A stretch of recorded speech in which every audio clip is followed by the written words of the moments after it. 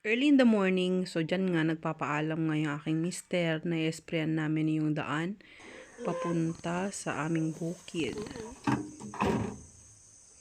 Hindi mo agawitan, nag-spray na ka. May awit ako, hello. Oh, 'di ba? Ang bilis niya lang kausap. So sinusundan ko muna siya. Ang unang ginawa ko dyan is videohan ko siya. Nainis na nga siya dyan sa mga lagay na yan. Ayaw niya ng video.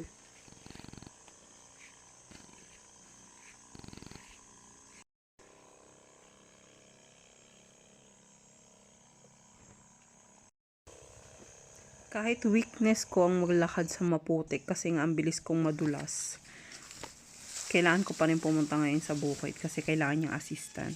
Mag-spray kasi siya sa may sitaw.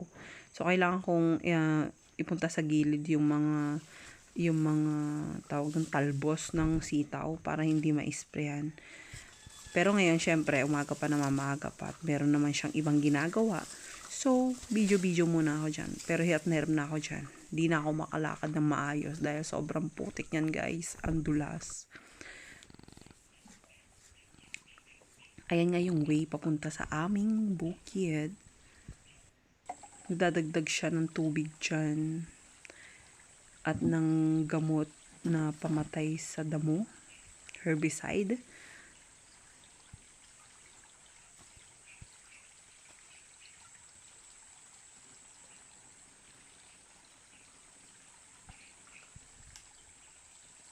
Kayo guys, ano yung mga gamit nyo na pamatay ng damo?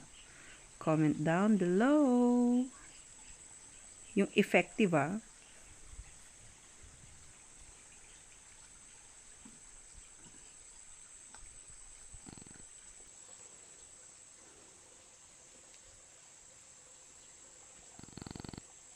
Napapansin nyo ba yan? Yung kinat niya na galon na nakalagay dyan sa pinaka-rod ng kanyang sprayer.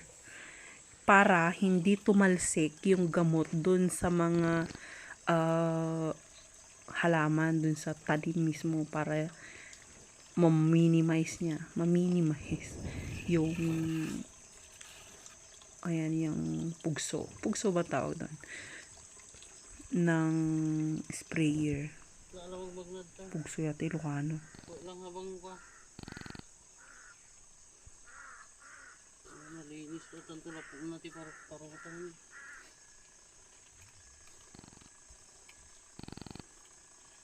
Iwas gastos, guys.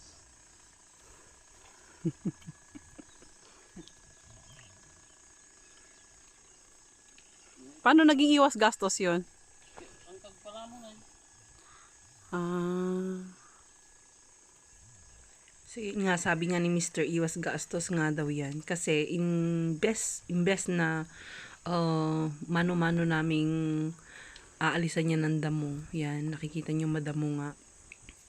Inisprayan na lang niya. So, yung talagang pinaka base na lang ng halaman yung aming aalisan ng damo dyan.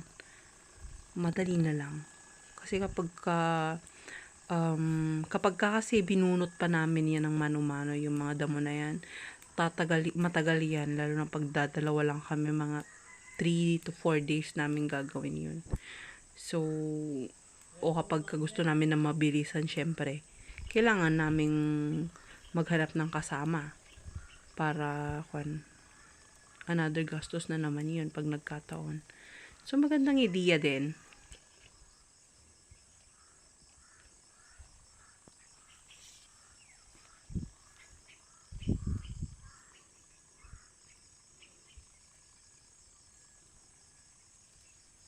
Ayan nga yung kailangan kong gawin na una, yan muna yung dapat kong gawin.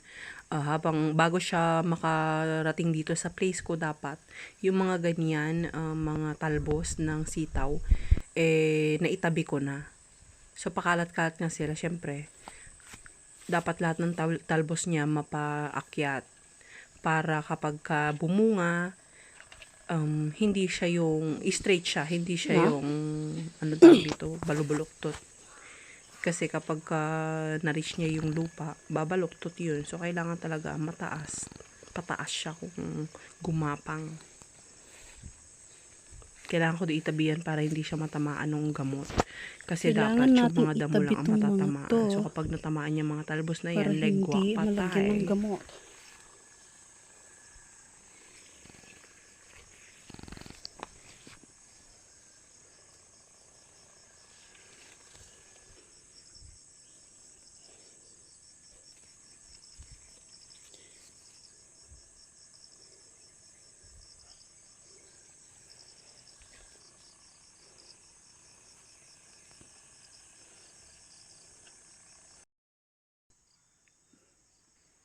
So, hindi ko na masyadong na video ang ginagawa ko kasi pinababa ni Mister yung cellphone para daw makapag-concentrate ako sa pagpapaakyat ng mga talbos. So, katulad na naman tayo So, tapos na nga Kaya, yung mga hindi pa linya na kailangan niyang sprayan. Dito nag-crop. muna ulit. In-stop niya muna yung pag-spray at kailangan na naman namin magpagapang. Ayan, pinababaan niya na dyan. For the haggard ng person. Kasi medyo umiinit na ng kaunti. Laki pa rin kami kasi makulimlim. Pumunta kami dyan. Iwas pagod din, alam nyo guys. Hindi ka masyadong mapapagod kapag makulimlim na pumupunta ka sa bukid. Pero kapag ka mainit, konting parang ilang minuto ka palang gumagalaw, sobra parang pagod na ang feeling mo dahil sa sobrang init.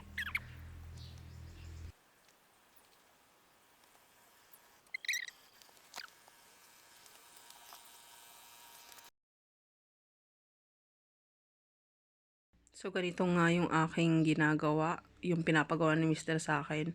Itatali mo yung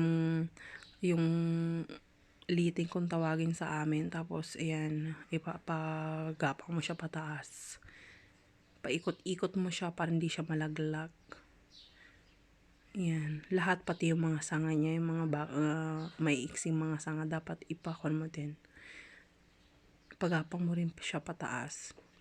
So, yan nga, so half day lang nga kami dun sa aming bukid at ngayong gabi kami ay magdi-deliver ng gulay sa Santiago.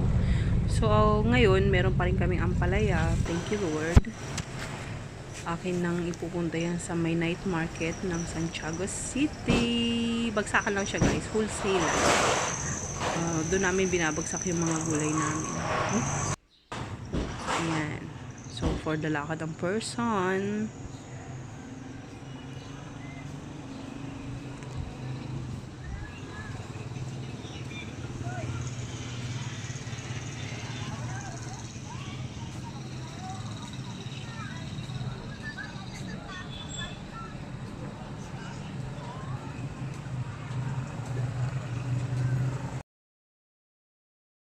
Kung may mga talipapa kayo, ang gandang mamili dito kasi bagsak presyo. Hindi na totally bagsak presyo pero wholesale price kasi, wholesale. Ayan, ang dami mga gulay na galing sa iba't ibang lugar, binabagsak nila dito. Ayan. Oh, 'di ba? Meron pa mga prutas.